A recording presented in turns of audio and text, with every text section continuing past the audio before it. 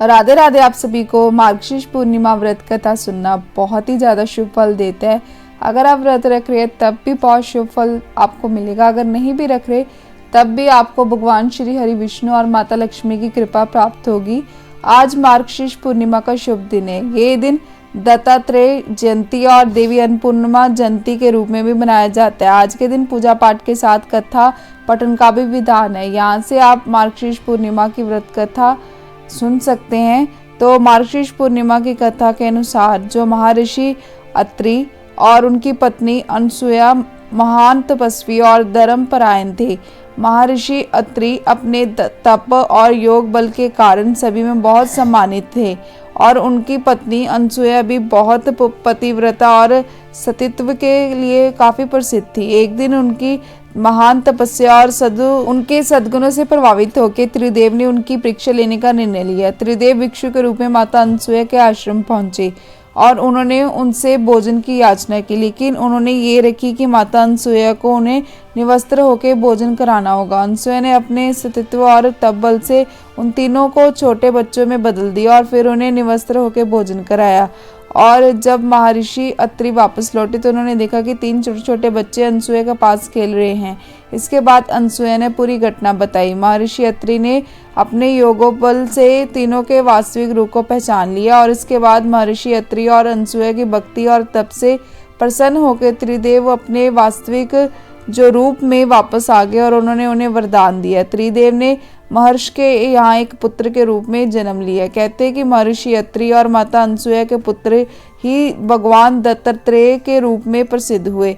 इसलिए ही मार्गशीर्ष पूर्णिमा के दिन भगवान दत्तात्रेय की पूजा भी की जाती है। इसके अलावा ये दिन भगवान विष्णु और शिव जी की आराधना के लिए भी महत्वपूर्ण माना जाता है। एक और है पूर्णमासी की कथा, तो वो भी मैं आपको चलो सुनाती हूँ। सत्यनारायण व्रत कथा। यह कथा भगवान विष्णु और नारद मुनि के बीच बातचीत से शुरू हुई। पौराणिक कथा के अनुसार एक बार नारद मुनि ने मृत्यु लोक में मनुष्य को दुखी और पीड़ित देख के भगवान विष्णु से इसका उपाय पूछा। भगवान विष्णु ने उन्हें सत्यनारायण व्रत का महत्व बताया, जो सभी कष्टों को दूर करता है और मनोवांछित फल प्रदान करता है। भगवान विष्णु ने नारद मुनि को सत्यनारायण व्रत की पूरी विधि बताई, जिसमें भक्ति और श्रद्धा से पूजन करना और ब्राह्मणों को भोजन कराना शामिल है। यह कथा सुनने के बाद नारद मुनि ने पृथ्वी पे आके लोगों को सत्यनारायण व्रत की महिमा बताई ताकि वे अपने दुखों से मुक्त हो सके। और बता दें कि ये जो मार्गशीर्ष पूर्णिमा का फल होता है वो 32 पूर्णिमा के बराबर होता है। तो आपको ये पूर्णिमा का व्रत अवश्य करना चाहिए। और मार्गशीर्ष पूर्णिमा कब पड़ रही है इसके बारे में मैं आपको बताती हूँ। भगवान श्री विष्णु की कृपा पाने के लिए विशेष मानी जाने वाली मार्गशीर्ष या अगन मास की पूर्णिमा इस वर्ष जो 4 दिसंबर 2025 को दिन गुरुवार को मनाई जाएगी।